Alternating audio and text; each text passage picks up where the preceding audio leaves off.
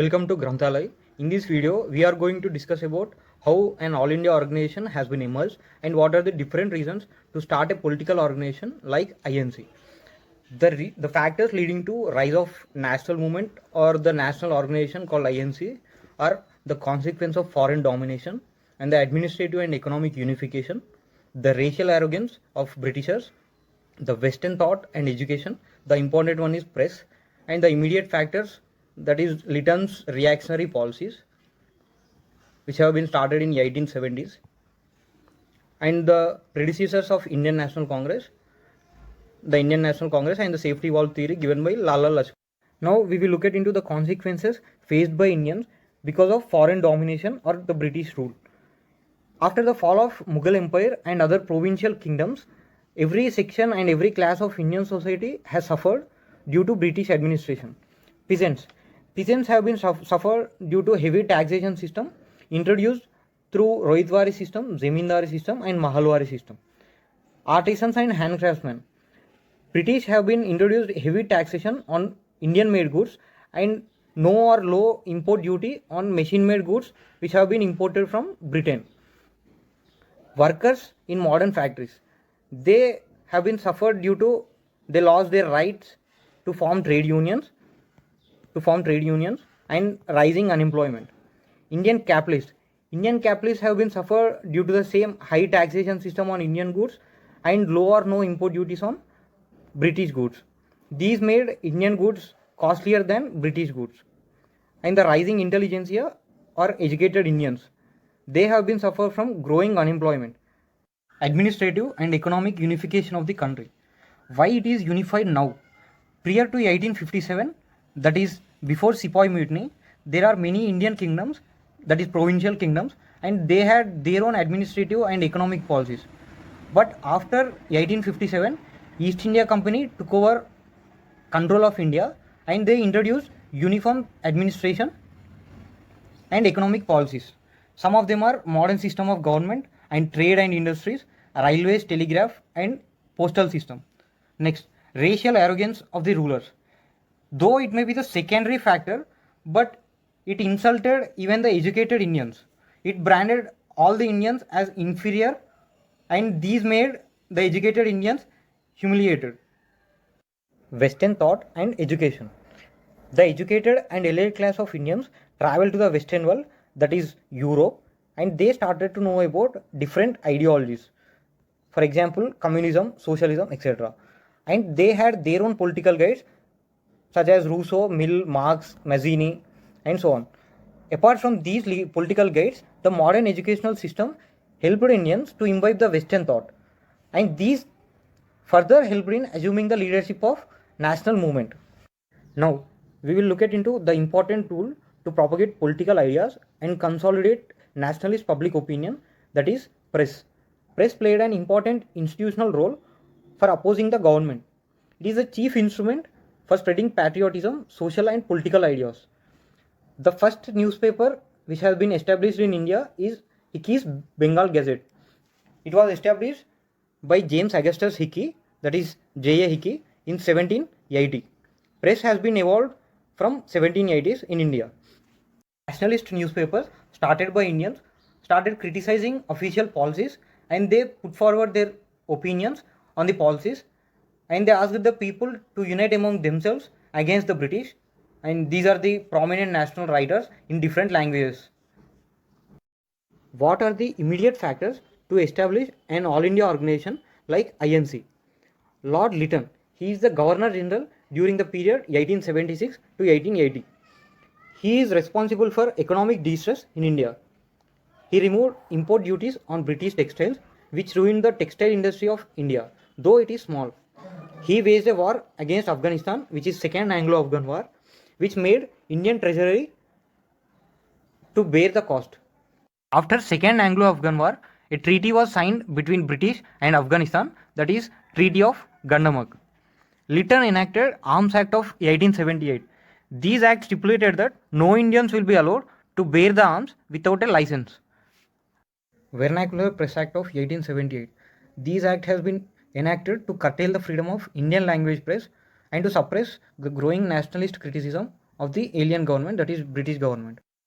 Delhi Darbar in 1877. Delhi Darbar is conducted 3 times. One is under Lytton, second one is under Curzon in 1905, and the third one is under Hardinge in 1912. These Darbar was conducted when the country was suffering from a terrible famine in South India. This is called as Great Famine. In his tenure, the maximum age limit has been reduced from 21 years to 19 years to appear in Indian Civil Service examination. According to Surendranath Banerjee, bad rulers are often blessing in disguise.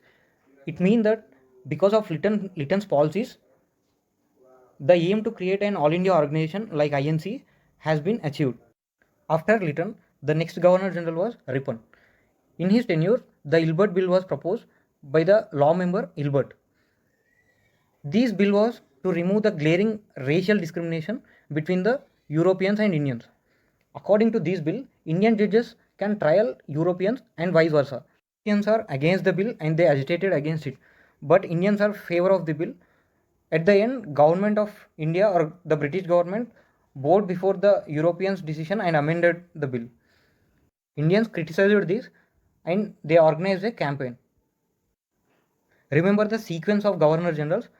Lytton from 1876 to 1880.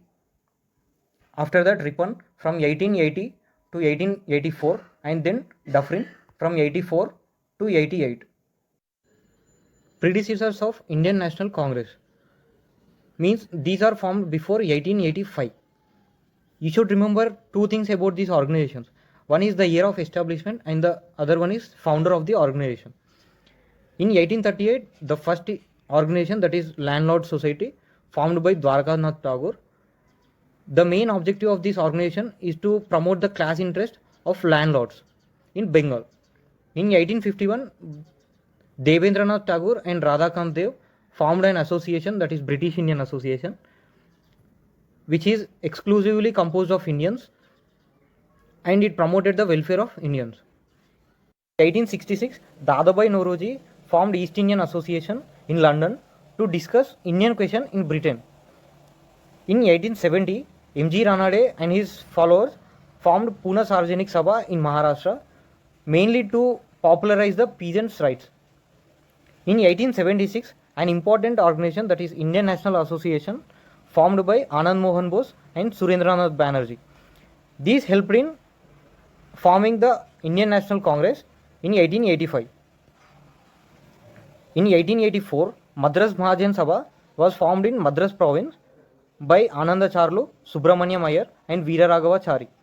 The main objective of this organization is to create an all India organization. In 1885, Firoz Shah Mehta, K.T. Telang and Badruddin Tyabji formed an association in Bombay, that is Bombay Presidency Association.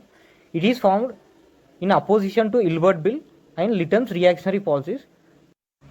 You can take a screenshot of this because in exam point of view this is very important.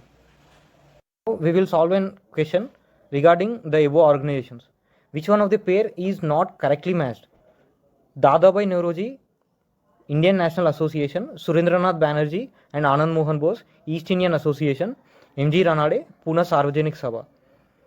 We know that Dadabhai Naoroji is associated with East Indian Association and Surendranath Banerjee and Anand Mohan Bose is associated with Indian National Association. So 1 and 2 are not correctly matched. So the answer is A. Indian National Congress. The above organizations paved the way for an all India political organizations, but in particular Indian Association of Calcutta, which has been established by Surendranath Banerjee and Anand Mohan Bose, they sponsored a national conference in all India level at Kolkata in 1883. But the final shape and idea have been given by A.O. Hume, the retired ICS officer. He organized a conference with the Indian leaders' cooperation and he established Indian National Congress. So he is called as father of Indian National Congress. The first session was held at Gokul Tejpal Sanskrit College at Bombay. The date is 28 December 1885. 72 national delegates attended. The first president is W.C. Banerjee. This you should remember. It is an all India secular organization. The aim of the Indian National Congress was to develop and consolidate the feeling of national unity irrespective of caste, province, and religion. And the second one is keeping forward the demands of Indians in front of British government.